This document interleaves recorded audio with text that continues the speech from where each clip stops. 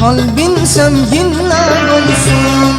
Sana bu ad yakışır, adın sevgilim olsun.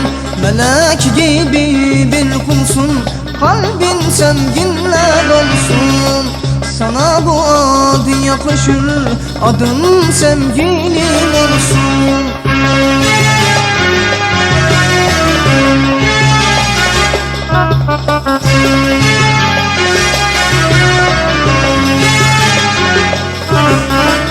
Herkesin bir adı var, seninki başka olsun.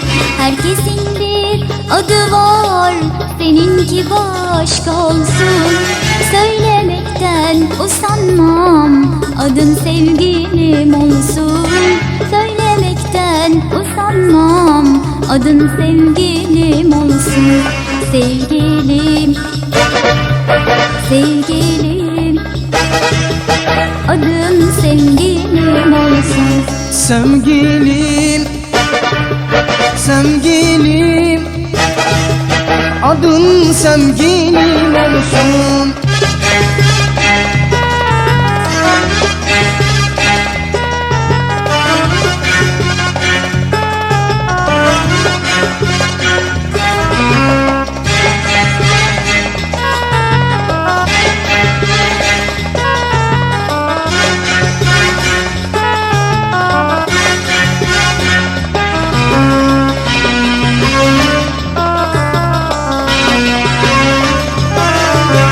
Melek gibi bir kulsun, kalbin sevginle dolsun.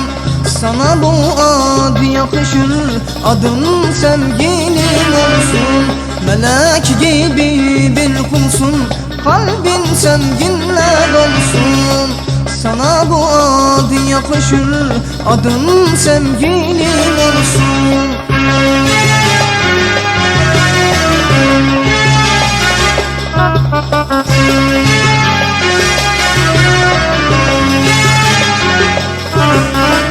Herkesin bir adı var, seninki başka olsun. Herkesin bir adı var, seninki başka olsun. Söylemekten usanmam, adın sevgilim olsun. Söylemekten usanmam, adın sevgilim olsun.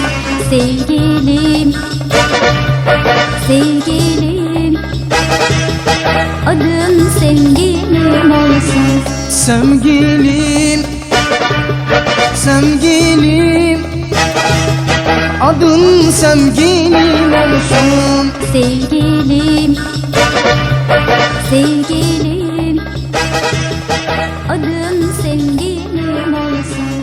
Sevgilim, sevgilim, adın sevgilim.